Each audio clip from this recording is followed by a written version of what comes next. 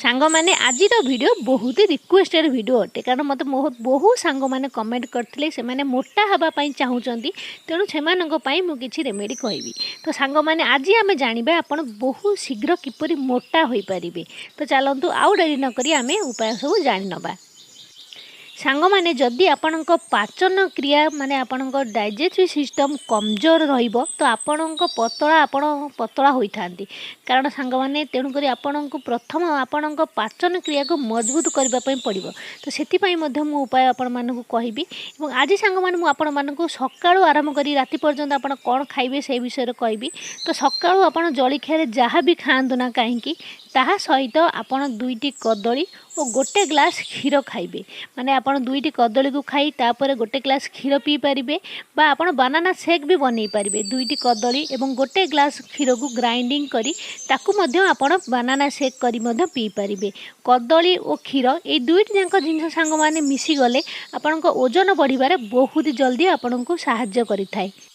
और द्वितीय सांग माने आपण गजा मुग और बुट सबुदिन किछि किछि खाइबे। यहाकू आपण सकाळे खाई परिबे, संध्यारे खाई परिबे बा मझिरे मझिरे जेते बेले चाहिबे आपण अल्प अल्प करी दिन मान 2-3 थर भी खाई परिबे। ठीक अछि।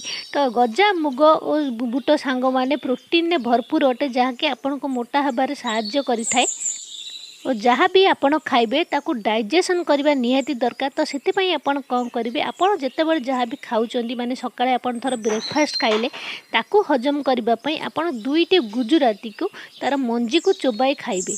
देखिबे आपणकर डाइजेशन माने आपणकर पाचन शक्ति बहुत ही भल से हेबो। आ जहाँ आपण खाइबे आपण सेटा भल से हजम हेबो आउ ताहा आपणकर देहरे लागिबो। तो ये तो गला सांग माने आपण सकाळ ब्रेकफास्ट सहित कौन खाइबे। एबे जानतु जानिबे आमे राति रे सोइबा पूर्वरु आपण कौन पीबे। तो सेतिपई आपण प्रथम जिनस दरकार पड़ो जहाँ हूँ अश्वगंधा चूर्ण।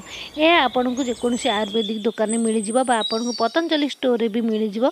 ये 100 ग्राम बोतल जहाँकि बहुत अल्प टंका बेसी टंका भी नुह। आ अश्वगंधा सांग माने बहुत ही पावरफुल अटे आपण मोटा करिथाय आपण शरीर बहुत रोग को भल करथाय। अश्वगंधा यार बहुत गुण अच्छी हाइट भी यह बढ़ाई थाए। आज तो आम मोटापा विषय कथा होचन किपरि आम मोटा हेबा तेणुक बेसी किसी कहूनी तेणुक आपन को अश्वगंधा दरकार। एवं तापर आम नवा गोटे ग्लास गरम माने हल्का उषुम क्षीर। तो गोटे ग्लास ने क्षीर अश्वगंधा पाउडर एवं तापर आम नहीं नवा लहुणी। तो आम मक्खन जोटा कि लहुणी। तो आप गोटे ग्लास उषुम क्षीर नहीं नेबे अध चामच नहीं नेबे अश्वगंधा बहुत ही पावरफुल तेणुक आप अध चामच अश्वगंधा पाउडर एथरे मिसई नेबे एवं अध चामच नहीं नेबे लहुणी। ठीक अच्छे। तो हल्का उषुम क्षीर रे सब मिसई नेबे एवं गोलेकी आप शोइबा पूर्व यही ड्रिंक्स को पीबे। ये ड्रिंक सांग माने बहुत ही पावरफुल अटे आपण को मोटा करिबो अति सहजरे। तेणुक सांग माने जहाँ मुझे आपण मानक कहली सकाळे आपण जहाँ खाइबा ब्रेकफास्ट सहित कहली ताकू खाइबे आ राति यहीपरि ड्रिंक्स बनै पीबे।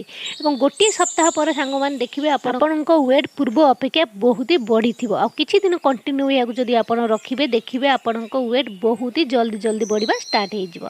तो सांग माने आपण ए रेमेडी को निहाती ट्राई करिवे आ या को ट्राई कला परे आपण के रिजल्ट किपरि मिला मते कमेंट लिखि जणाबे को मोटे भी भूलबेनी। तो सांग माने ये आज वीडियो आई होप आज वीडियो मन को निहाती पसंद आसो। जदि वीडियो भल लगे तो लाइक निहाती करेंगे और मो चैनल सब्सक्राइब करने यहीपरि भल भल वीडियो देखिए। तो सांग पुणी देखा नेक्स्ट वीडियो बाय बाय।